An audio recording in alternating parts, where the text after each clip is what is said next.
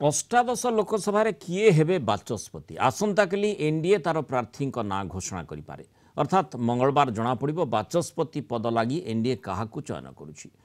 जून 26 बाचस्पति निर्वाचन रही रेस्रे 3 जनक ना चर्चा भितर आसूची। जड़े हेले प्रोटेम स्पीकर भर्तृहरि महताब, वरिष्ठ बीजेपी नेता राधामोहन सिंह और आंध्र प्रदेश बीजेपी सभापति डी पुरंदेश्वरी।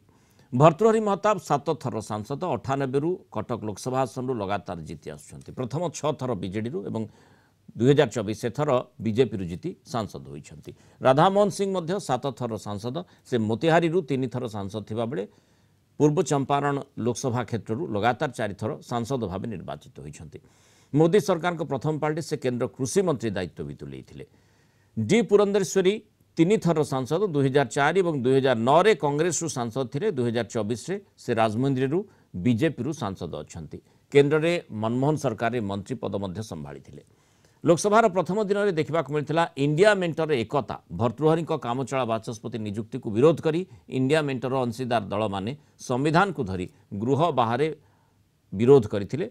दलित नेता के सुरेश को कामचला बाचस्पति नियुक्ति पाई कांग्रेस दाबी करथिला। सेपटे वर्तमान इंडिया मेंट 8 थर कांग्रेस सांसद के सुरेश को उपबाचस्पति करने को अड़ी बसी। जदि के सुरेश को उपबाचस्पति नहीं एनडीए सहमति न दिए तेबे के सुरेश को इंडिया मेंट बाचस्पति प्रार्थी करें। जदि बाचस्पति पद लगी निर्वाचन हुए तेबे स्वाधीनता पर इतिहास रे प्रथम थर लगी बाचस्पति पद पर निर्वाचन हेबो। एनडीए 293, इंडिया 234 सांसद अच्छा। एनडीए 293 रु टीडीपी 16 और जेडीयू 12 सांसद अच्छा।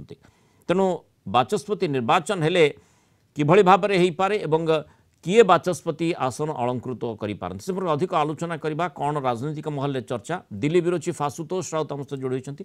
आशुतोष, जो कथाटी आम देखुचे जहाँ को नहीं खूब चर्चा होची इतिहास माने माने इतिहास नुआ इतिहास लिखा हेब ना इतिहास पुनरावृत्ति है, अर्थात बाचस्पति निर्वाचन होउची ना सहमति होउची?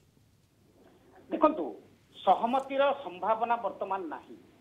2टा बेला पर्यंत मृणाल कांती निश्चित भाव में ओम बिरला तांको नाटी सबुठू आग थिला संभावना रे रेस रे लिखि बाचस्पति हेबे। तापर 2टा परठारु प्रोटम स्पीकर भर्तृहरि महताब को ना ओडिसा कटक सांसद जी की आज प्रोटम स्पीकर हिसाब से राष्ट्रपति महामहिम मैडम द्रौपदी मुर्मू शपथ पाठ कराई नाटी वर्तमान सबुठू आगुआ अच्छे बोली आम कहीपर राधामोहन सिंह एवं तापर पुरंदेश्वरी एवं चतुर्थ नाटी वर्तमान रही ओम बिरला।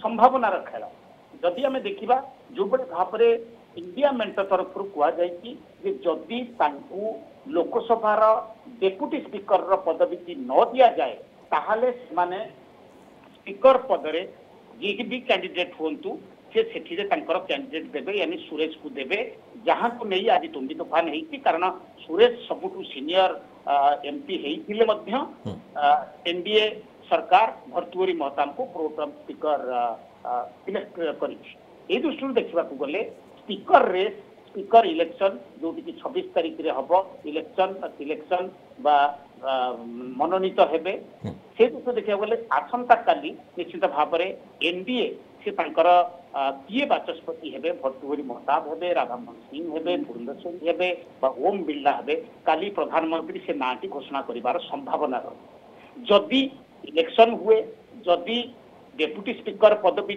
इंडिया मेंट को छाड़ी न दि जाए एवं डेपुटी स्पीकर पद न पाइबा फल जदि के सुरेश को इंडिया मेंट तरफ स्पीकर पद पाई कंटेस्ट कर इलेक्शन रे लड़िबा पई दिया जाए ताहले इतिहास निश्चित भाव वर्तमान सबू संभावना रे रही।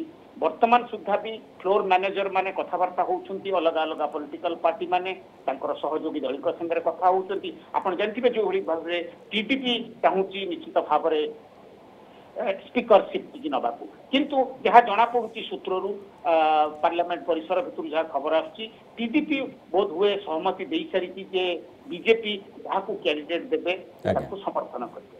ये दृष्टि देखा गले भर्तृहरि महताब वर्तमान स्पीकर रेस रे नंबर 1, द्वितीय रे राधामोहन सिंह, तृतीय रे पुरंदेश्वरी एवं चतुर्थ रे ओम बिरला अच्छा।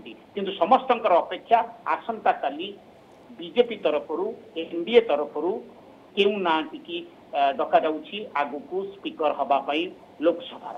ତା ସହିତ ମଧ୍ୟ ନଜର ହେବ ଇଣ୍ଡିଆ ମେଣ୍ଟର ଆଭିମୁଖ୍ୟ କ'ଣ ରହୁଛି ଏବଂ ଯାହା ଆପଣ ମଧ୍ୟ ସୂଚନା ଦେଉଛନ୍ତି ଆମେ ମଧ୍ୟ ଦେଖୁଛୁ ଆଲୋଚନା ଜାତୀୟ ସ୍ତରରେ ହେଉଛି ଡେପୁଟି ସ୍ପିକର ଉପବାଚସ୍ପତି ପଦ ପାଇଁ ଯେଉଁଭଳି ଇଣ୍ଡିଆ ମେଣ୍ଟ ଅଡ଼ି ବସିଛି ତେଣୁ ସେହି ଦୃଷ୍ଟିକୋଣରୁ କିଭଳି ଭାବରେ ସହମତି ହୋଇପାରେ ନା ନିର୍ବାଚନ କରାଯିବ ତା ଉପରେ ସମସ୍ତଙ୍କର ନିଶ୍ଚୟ ନଜର ରହିଛି। ଧନ୍ୟବାଦ ଆଶୁତୋଷ ରାଉତ ବିସ୍ତୃତ ଆଲୋଚନାରେ ଅବସ୍ଥା ରହିଥିବାର।